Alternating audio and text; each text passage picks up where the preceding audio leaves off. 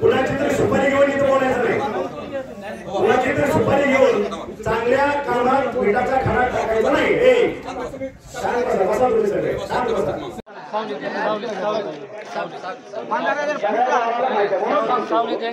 कुठलं तरी आपली सुपारी घेऊन बोलणार लोक ऐकून घेतो याचा अर्थ ऐकून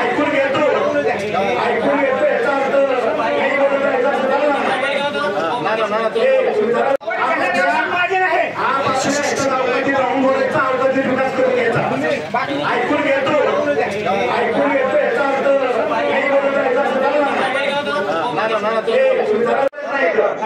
गेले 10-15 वर्ष कुठल्या कामाचं तुम्ही बोलला नाही, आज बोलताय. खाली बसा, खाली बसून बोला. विकासाचं बोलायला लागलोय.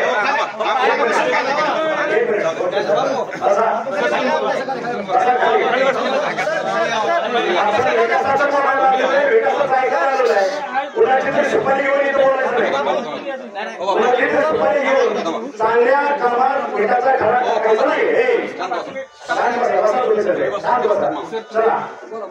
आणि म्हणून गेले 15 वर्ष आपण कधी पण शब्द काढला नाही. इथं रस्त्यावर काही मुठभर मोडून किंवा पाठीवर मोडून कोणी टाकलं बघितलं नाही, कुठला बंदर झालं बघितलेलं नाही, पाणी अर्थ बघितलं नाही. 35 वर्षानंतर पाण्याचं स्वप्न दाखवलं. 16,000 कोटीचं बजेट आम्ही टाकून घेतलं. पाणी 95% पाणी आज आपल्या शिवारात येत आहे. याचा विचार नाही करत. कोणाची तरी सुपारी घ्यायची, चांगल्या कामात खडा घालून वरून बोलायचं. आम्हालाही कळतं, आम्ही उडते केलो असतो. आलं का लक्षात?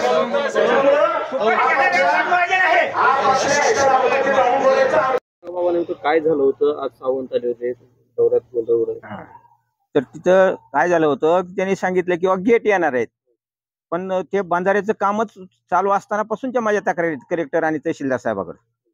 मग काम व्यवस्थित होत नाही आणि ते काम टिकाऊ नाही म्हणून कलेक्टर साहेबांनी कलशेट्टी म्हणून त्यांना फोन करून बी सांगितलं. आणि मी 19 वर्ष झाले हे तक्रार करतोय. प्रत्येकाचीच कुठे तक्रार करून आपण नाही होणार आहेत म्हणून मी थोडं आकडतं घेतलंय.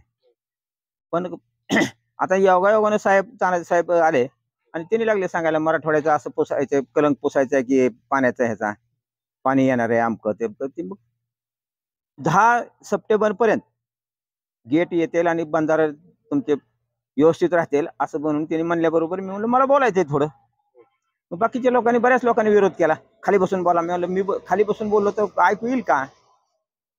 मग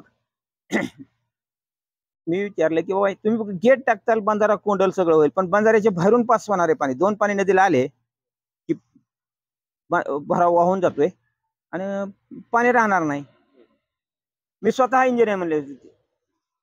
साहेब काय म्हणले, मी स्वतः इंजिनियर आहे, मला माहिती आहे. तुम्हाला काय, तुम्ही कोण, म्हणजे तुम्हाला काय कळतं त्याच्यातलं? मग त्याच्यावर तेवढं थांबले नाही. त्याने म्हणले तू कुणी बी येईल सुपारी घेईल बोलल.